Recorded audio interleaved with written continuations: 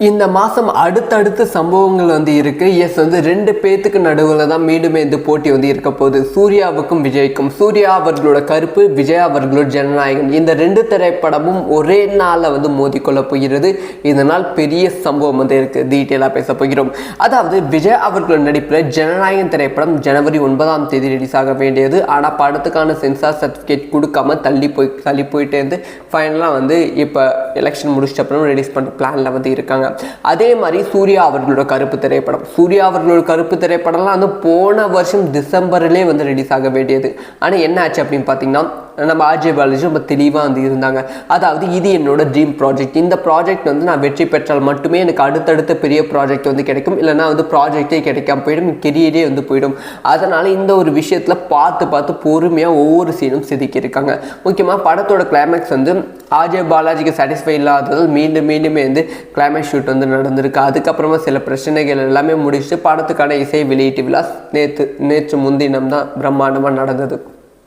படம் எப்போ ரிலீஸ் ஆக போகுது பார்த்தீங்கன்னா மே 14ஆம் தேதி. மே 14ஆம் தேதி கருப்பு திரைப்படத்தை ரிலீஸ் பண்ண கருப்பு படக்குழு பிளான் பண்ணிட்டு இருக்காங்க. ஆனால் அதே டேட்டில் தான் விஜய் அவர்களோட ஜனநாயகன் திரைப்படம் ரிலீஸ் ஆக போகிறது. இது அஃபிஷியலாக கன்ஃபார்ம் ஆகிவிட்டது. விஜய் அவர்களோட ஜனநாயகன் திரைப்படம் எலெக்ஷனுக்கு அப்புறமா ரிலீஸ் பண்ண பிளான் பண்ணியிருந்தாங்க. நேற்று மண்டே தான் படத்துக்கான சென்சார் சர்டிஃபிகேட் எல்லாமே சென்சாரும் கிடைச்சிருக்கு. யூஏ சர்டிஃபிகேட் கிடைச்சிருக்கு அப்படின்னு சொல்லி அஃபிஷியலாக ஒரு ரிப்போர்ட் கிடைச்சிருக்கு.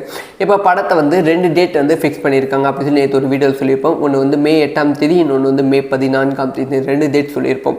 ஸோ இப்போ மே 14ஆம் தேதி லாக் ஆகியிருக்கு அப்படிங்கிற அப்டேட் அஃபிஷியலாக கன்ஃபார்ம் ஆகியிருக்கு. இது யார் கன்ஃபார்ம் பண்ணியிருக்கா பார்த்தீங்கன்னா, ஓவர்சீஸ் டிஸ்ட்ரிபியூட்டர் ஏபிபி டிஸ்ட்ரிபியூஷன் அஃபிஷியலாக தன்னோட ட்விட்டர் பேஜில் ஒரு ட்வீட் போட்டு அதை டெலீட்டும் பண்ணிட்டாங்க.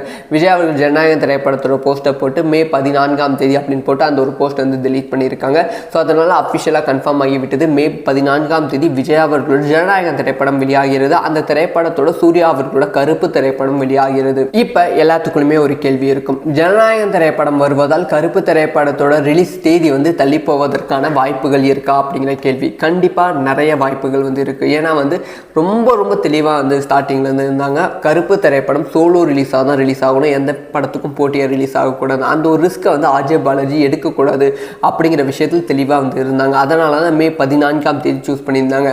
ஒருவேளை ஜனநாயகன் திரைப்படம் அஃபிஷியலாக மே 14ஆம் தேதி ரிலீஸ் ஆகுது அப்படிங்கிற அஃபிஷியல் அனௌன்ஸ்மெண்ட் படக்குழு கொடுத்துட்டாங்கன்னா கண்டிப்பாக படத்தை மே 14ஆம் தேதி இல்லாமல் ஜூன் மாதம் மிடில் ரிலீஸ் பண்ண படக்குழு பிளான் பண்ணுவாங்க. அப்படி இல்லைனா மே 30ஆம் தேதி ரிலீஸ் பண்ண பிளான் பண்ணுவாங்க. கண்டிப்பாக விஜய் அவர்களோட ஜனநாயகன் திரைப்படத்தோட கருப்பு திரைப்படத்தை மோத விட மாட்டாங்க. இதெல்லாம் ஒரு பக்கம் இருக்கு. இன்னொரு பக்கம் ஜெயிலர் 2ஆம் பாகத்துக்கான ரிலீஸ் டேட்டும் பிளான் பண்ணிட்டு இருக்காங்க.